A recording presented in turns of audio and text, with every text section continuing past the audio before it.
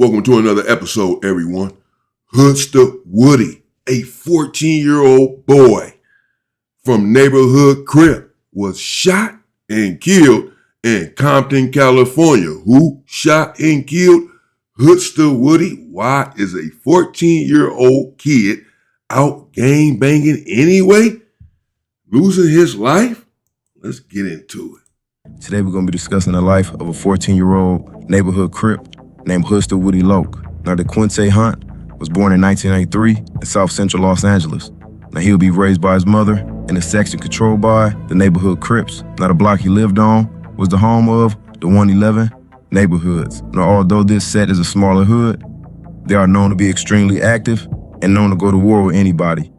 Now, the 111s and the 11-5s are extremely close, and together they go by the 111-5s. Now, they are part of a larger alliance known as the Rolling Hundreds, which include multiple other Crip sets like the Blocks, 10-4 Hard Time Hustlers, Bud Longs, and others. Now, the neighborhoods, they beef with the Hoovers, Bloods, and many other hoods. Now, although under one umbrella with the Rolling Hundreds, there's been a known beef between the 111-5s and the Block Crips. But inner beef is nothing new when it comes to gangbanging. Now, Hunt was a fun-loving, happy, intelligent kid that was really close to his family. Growing up, he was inspired to be a police officer because he wanted to patrol his neighborhood. Now, like most kids, he loved to play outside with his friends in the neighborhood. But growing up in his neighborhood, he would see a lot at a very early age. And children are naturally curious when it comes to things. And by Hunt's teen years, the lure of gangbanging would draw him in. Now, another teen who was a friend of his named Junebug was from 111, and he would introduce Hunt to the gangbanger life. And eventually, Hunt would get put on to the neighborhood Crips. And he would be... Yeah, well, if you don't have proper guidance and direction at home, you're going to take to the street and become a product of your environment. That's just the simple truth. I began gang banging at a very young age, 12 years old. I got shot with a 12 gauge when I was 12 years old. Really, I was trying to gang bang at 11 years old. I was in the street, very, very young. And really, I would say that these gangs should have an age limit. First of all, put down the weapons. First of all, you can still rep where you're from, rep your hood, put down the weapons, though, as it relates to unaliving other black men. And then you should have criteria. You should have an age limit as to who you will accept, what age you will accept to join your gang. Shouldn't be any gangs anyway, period. I'm just trying to reach a compromise. If you're going to do it, have an age limit. You have to be at least 18, just like you have to be 18 to join the military or go buy alcohol. You need to be at least 18, 21 to join some freaking gang. You don't know what you're doing at 12 years old, 13, 14, 15, or 16. You have no idea what you're doing gang banging. And we need to protect our children. This individual here is just a child, Hoodsta Woody, at 14. Look at him, a little baby. Done lost his life out here on the street, but he's just a little baby, somebody's baby. Who took his life? Who would take a 14-year-old baby's life? Just because he's out, yeah, okay, some people say, well, he out there gang banging. Doesn't know what he's doing, doesn't know any better. He shouldn't be out there gang banging. You should be telling him that instead of killing him. Given the nickname Hoodsta Woody Loke. Now, still being a teen, he was extremely impressionable, and this would lead to him diving headfirst into the streets, repping his hood. Now, according to a lot of his peers, he didn't just get the name Woody Loke for no reason. It was said that on the first day of middle school, Woody Loke was one of the only kids to bring a pistol tucked in his backpack. It was said that he was fearless and extremely wild and not afraid to fight anyone, which included adults. It was said that Woody Loke would punch on a lot of dudes over the age of 18. But not only would he run fades, he wasn't afraid to check older members about their cripping. Now, Woody would be fully invested into the streets, and there was nothing anyone could tell him, which included his own family. Now, by the mid-2000s, gangbanger-related homicides were down compared to the previous years. Now, at the time, LA recorded a record low of 400 homicides. But still, people in the South Central were losing their lives on a daily basis. But regardless, Woody Loke's family were worried about his life because at any time, he could become another statistic. Now, the Rolling Hunters were entrenched with a lot of beef with a lot of different hoods. The Rolling Hunters do beef with a lot of hoods, as do a lot of hoods out in LA.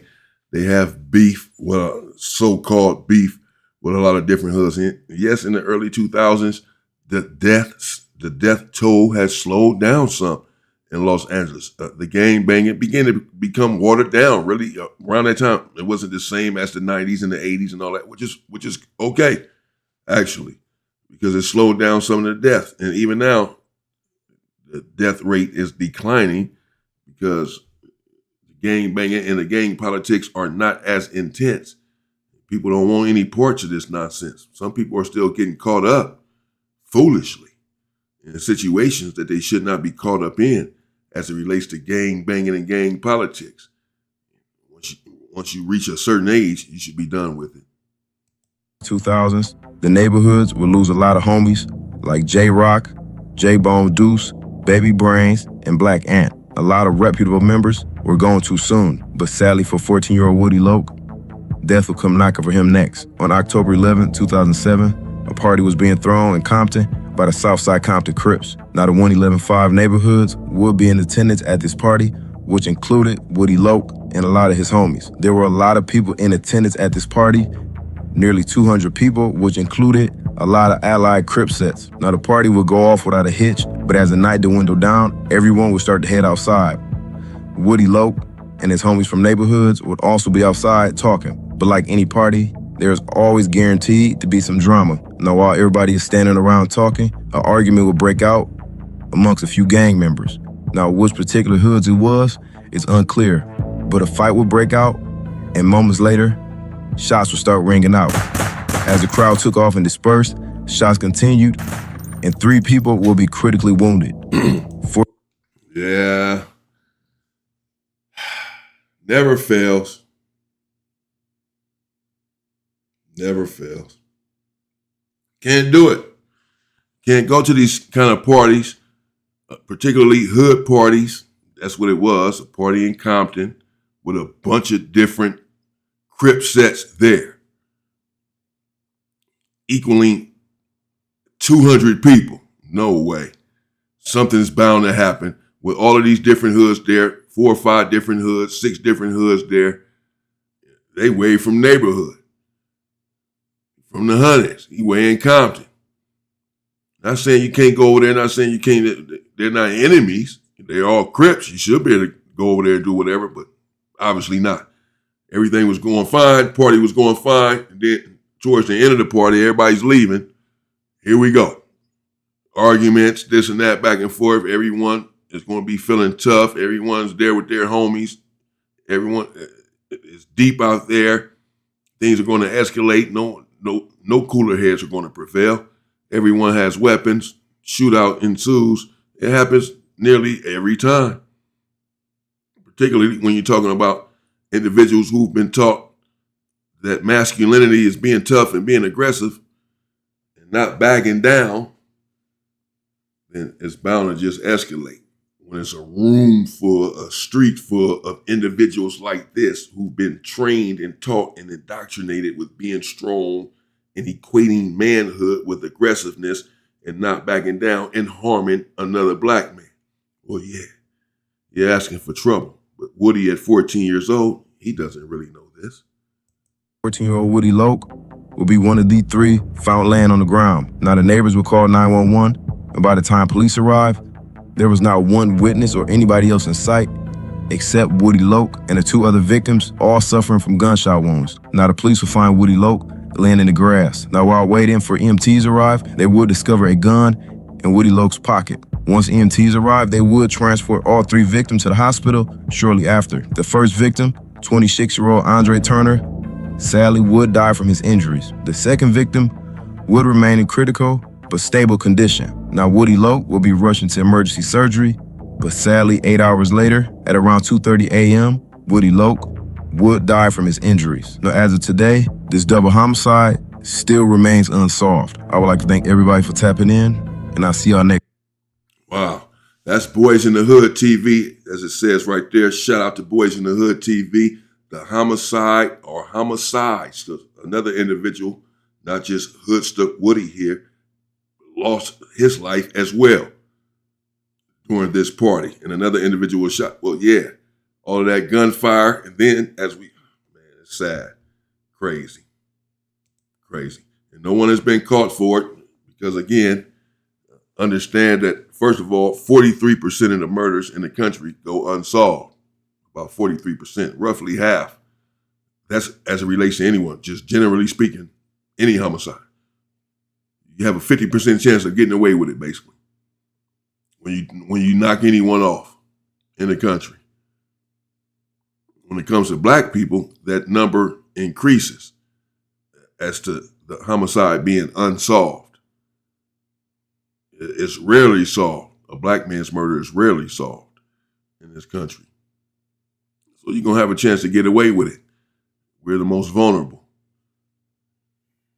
That's why these individuals haven't been caught, is my point. Period. They knocked off 2 people. This was in 2007. And they're still out on the loose. This young 14-year-old boy done lost his life out there partying. Whenever you go to a party like this and there's so many different people there, so many different gangs, individuals are strapped, they have weapons. You're in another hood. Way in Compton, y'all all got weapons. See, he had a weapon in his pocket. He died with his weapon on him, like individuals do. So what? He didn't have a chance to ever pull it out. He didn't have it in his hand. It wasn't lying right next to him. It was in his pocket. So when the shooting happened, or it just got off, he just had to run, and he didn't have a chance to get it out. Just had to get out of there. He didn't even have a chance to shoot back. What, he shot back and then put it back in his pocket? I doubt it. He never had a chance to get it out. Which is why I say all the time that having a weapon means nothing, really. It's only half the battle.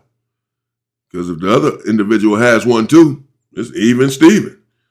You still not guaranteed to make it out of that situation. The other individual's not guaranteed to make it out. One of you may not make it out, or even both of you may not make it out. That has happened as well. So be careful with these weapons. Just because you have one doesn't mean you're going to make it home. Rest in peace to Hoodsta Woody, to the young man at 14 years old who lost his life in someone else's hood, someone else's party, with a weapon on him at 14 years old. Crazy, man. We got to stop. We got to do better with our children. And again, let's put an age limit on it. You're 14, go home, go to school. You can't hang out with us. You can't be from this gang at 14. We don't accept kids. We're grown men over here doing what we got to do. We don't accept little kids. Stay safe and stay free, people.